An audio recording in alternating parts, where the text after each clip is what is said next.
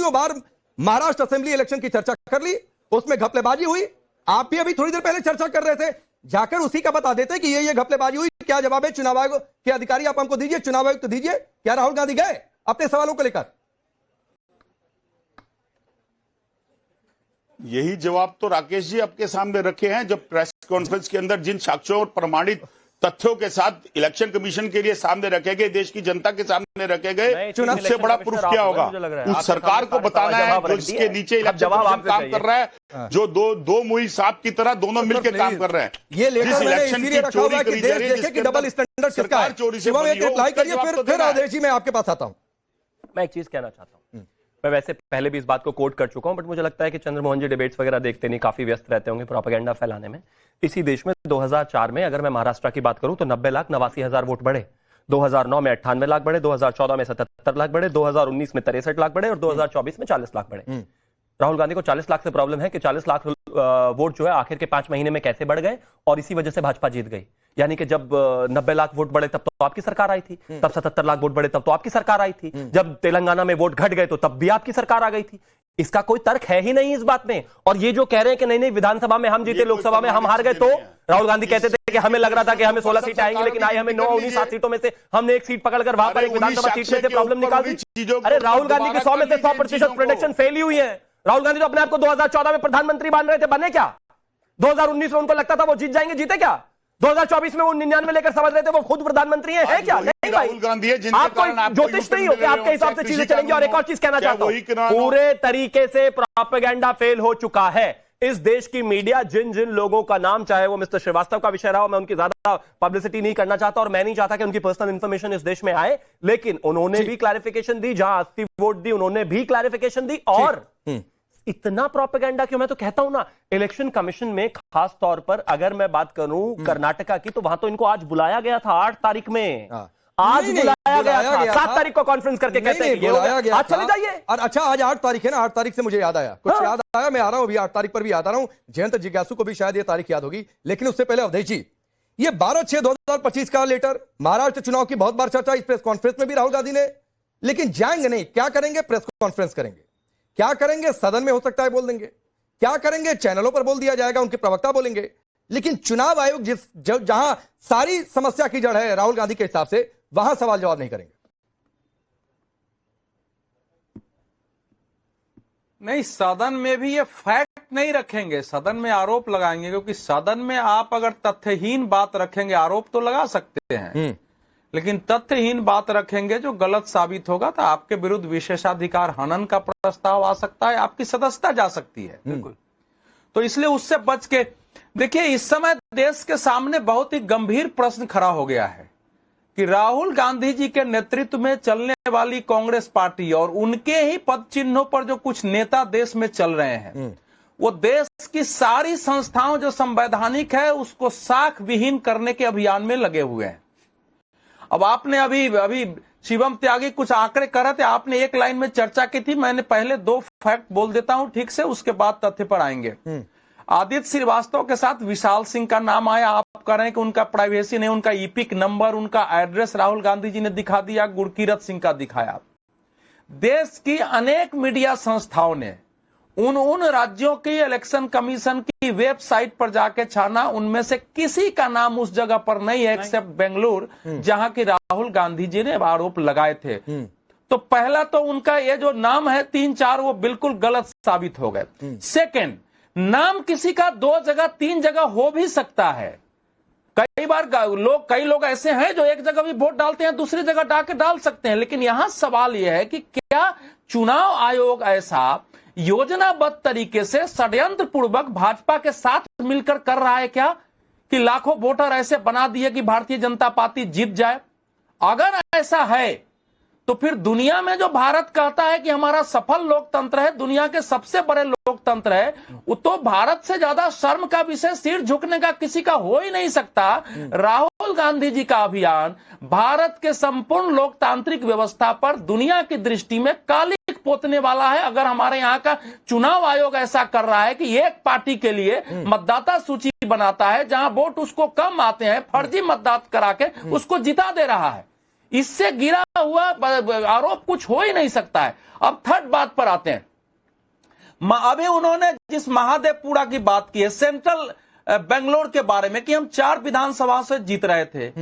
एक विधानसभा में भारतीय जनता पार्टी के लिए चुनाव आयोग ने वोट चोरी करके 1,02,050 वोटें उनको डलवा दिया, वो जीत गए हैं। महाराष्ट्र विधानसभा चुनाव में धुले लोकसभा सीट के बारे में भारतीय जनता पार्टी ने आंकड़े दिए और आंकड़े सत्यापित है कि 4 विधानसभा से वो जीत रहे थे। ठीक। मालेगांव सेंट्रल में 1,94,000 वोट एक पक्षीय कांग्रेस के पक्ष में आ गए और 4,000 वोट से भारतीय जनता पार्टी वहां से वोट हार गई। तो क्या ये कहा जाएगा कि धुले लोकसभा सीट में फर्जी मतदान करा के? नहीं, ये वाले में अभी और एंगल है। चौथी बात आपने खुद चर्चा की है, जो ये वाले में अभी और एंगल में उसको अभी शॉर्ट में बोल रहा हूं ना, आप रोक देंगे इसलिए जरा।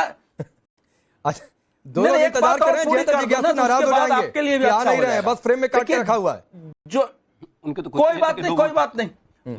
एक चीज और मैं बोल देता हूं, उसके बाद आप आइएगा। देखिए, ऐसा है कि महाराष्ट्र में जो राहुल जी ने आरोप लगाया था कि पिछले 5 साल में 31 लाख वोट बढ़े, 5 महीने में 41 लाख वोट बढ़े, वो 72 लाख, हालांकि इस बार वो 1 करोड़ कह रहे हैं। जो आपने चर्चा की थी, ठीक यही याचिका बंबई हाई कोर्ट में लेके प्रकाश अंबेडकर गए थे और सारे आरोप लगाए थे कि 75 विधानसभा सीटों में ऐसे फर्जी मतदान हुआ, इस बूथ पर हुआ, उस बूथ पर हुआ।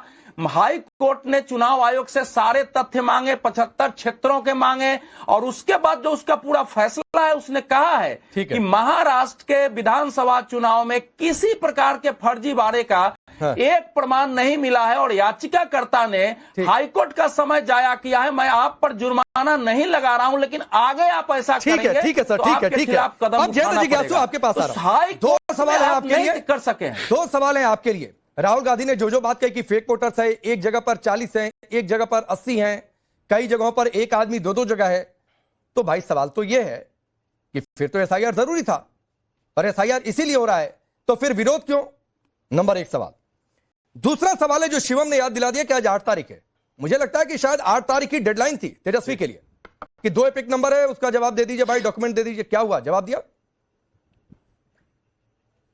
हम तो आपसे ये कहना चाह रहे हैं कि जिस चुनाव आयोग ने ये इंटेंसिव रिवीजन किया है बिहार में, और वो ये कह रहा है कि हमने 22,34,501 मृत लोगों का नाम हटा दिया है, तो हम तो बार बार यही मांग कर रहे हैं कि विधानसभा क्षेत्रवार, बूथवार आप हमको मृत लोगों का, स्थानांतरित लोगों का, जो गुम है, जो ट्रेसेबल नहीं है उनका, इन सब का हमको विस्तृत ब्यौरा आप क्यों नहीं मुहैया करा रहे हैं? जबकि पहले तो हलफनामे में ये कहा था कि हम देंगे। दूसरा कि जिन जिन राज्यों में गड़बड़ियों के आरोप लगे हैं, वहां के वेबसाइट से क्यों मतदाता सूची को हटाया गया है? तीसरी बात यह कि चुनाव आयोग सीसीटीवी फुटेज और इलेक्ट्रॉनिक डेटा मुहैया करा दे, जो मांग है। तो ये पूरी कार्य प्रणाली पर जो कुछ भी प्रश्न चिन्ह है और जो भी उसकी विश्वसनीयता पर उंगली उठ रही है, ये चुनाव आयोग को एफिडेविट देना चाहिए कि हमारी पारदर्शिता बरकरार है। अब जैसे मान लीजिए कि बेगूसराय में एक विधानसभा क्षेत्र है, आपको साहेबपुर कमाल, अब वहां गिरिराज सिंह जी के रिश्तेदार जून 2024 में उनकी मृत्यु हो गई है और उनका नाम कैसे इस ड्राफ्ट लिस्ट में है? ठीक, तो हम कह रहे हैं कि जयंत भाई एक लाइन, मेरा इसमें एक ऑब्जेक्शन है, शिवम पे रिप्लाई करिएगा। मेरा इसमें मैं डेटा पर नहीं जा रहा हूं, मैं डेटा पर नहीं जा रहा हूं। जयंत भाई, आपने एक लाइन इस्तेमाल की कि ये हलफनामा चुनाव आयोग को देना चाहिए क्योंकि ये उसकी पारदर्शिता का मसला है। चुनाव राजनीतिक दलों की कोई पारदर्शिता नहीं होनी चाहिए। आप आरोप लगाएंगे, उसके बाद चल देंगे पतली गली से। नहीं, आपकी पारदर्शिता कोई नहीं बनती है, आपकी कोई नैतिक जिम्मेदारी नहीं बनती है। यहां का नैतिकता का पाठ मीडिया को पढ़ा लेंगे, चुनाव आयोग को नैतिकता का पाठ पढ़ा देंगे, लेकिन राजनीतिक दलों के नहीं, हम ना देंगे। हम पारदर्शिता से परे हैं, हम नैतिकता से परे हैं। मैंने मृत लोग का नाम ड्राफ्ट नहीं, मृत लोगों की बात नहीं मैं कह रहा हूं, मैं नॉर्मली हलफनामे और शपथ पत्र पर यह बात कह रहा हूं। अगर आप आरोप लगा रहे हैं तो भाई उसका एफिडेविट भी दीजिए ना कि हम सही लगा रहे हैं, ये आरोप है, लीजिए, ये सबूत है, लीजिए। भाई हम कह रहे हैं, ये दुनिया के सामने जो हम आपको रख रहे हैं, और जिस 80 लोगों का आप कह रहे हैं कि एक मकान में है बंगलोर में, वो खुदे वो कोई रेड्डी है और वो पहले आप अपने एपिक नंबर वाला बता दीजिए, वो आप बता नहीं पा रहे हैं। 2-2 एपिक नंबर कहां से आ गया? इसमें पारदर्शिता आप रख नहीं पा रहे हैं। ये चुनाव आयोग बताए ना कि 2, मैं कह तो रहा हूं, एक वोटर लिस्ट में आप अपनी पार्टी के सबसे बड़े नेता का नाम नहीं खोज पा रहे हैं। अरे हम 416 नंबर पर ही निकल गया। सुनो ना भाई, अरे सुनिए ना भाई, उसी मकान में, मकान संख्या 110 में मेरे मित्र कैसे कोई मंटू कुमार रह रहे हैं, पिता समराम, ये कौन बताएगा?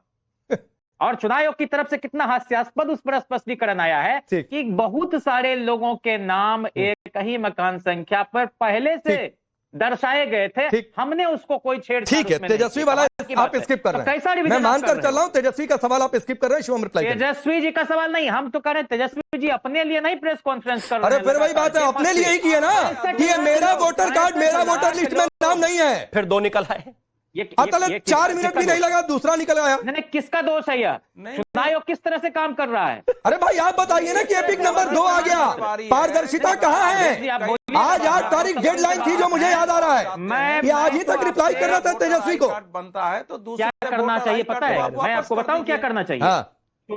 चुनाव आयोग को अभी तत्काल अपनी पूरी जिम्मेदारी से हटा दिया जाना चाहिए। चुनाव आयोग की जो नियुक्ति की प्रक्रिया है, ठीक है सर, ठीक है, आप नहीं जीत पा रहे तो चुनाव आयोग भंग कर दिया जाए। निश्चित आप नहीं जीत पा रहे हैं, आप पारदर्शिता नहीं रख पा रहे, इसकी आयोग जिम्मेदारी भी चुनाव आयोग है। शिवम रिप्लाई करिए, गठबंधन भारतीय इसके बाद प्रेम जी आ रहा जनता। हाँ, एक काम करें ना, चुनाव आयोग अध्यक्ष का जो प्रक्रिया है, चुनाव की प्रक्रिया, उसको वैसी कर देते हैं जैसे TN सेशन, नवीन चावला और इनके समय में हुई थी, ऐसी कर देते हैं ना, ताकि कांग्रेस का कोई, प्लीज कांग्रेस का कोई मेंबर ही होकर बन जाए। आगे जाइए ना प्लीज, अब आगे आते हैं, अभी प्लीज आगे आते हैं, बहस नहीं करते। दूसरा एक और बीच में आप प्लीज, आप इनके बीच में बोला नहीं, कोई बात है। दूसरा एक काम करिए जिज्ञासु जी, थोड़ा पढ़िए समझिए, थोड़ा बेहतर रहेगा, आपके लिए ज्ञान बढ़ेगा। अब आप इन्होंने कहा कि हमें वोटर ID क्यों नहीं, हमें जो डिजिटल डेटा क्यों नहीं प्रोवाइड किया जा सकता। अरे सुन लोगे तो थोड़ा ज्ञान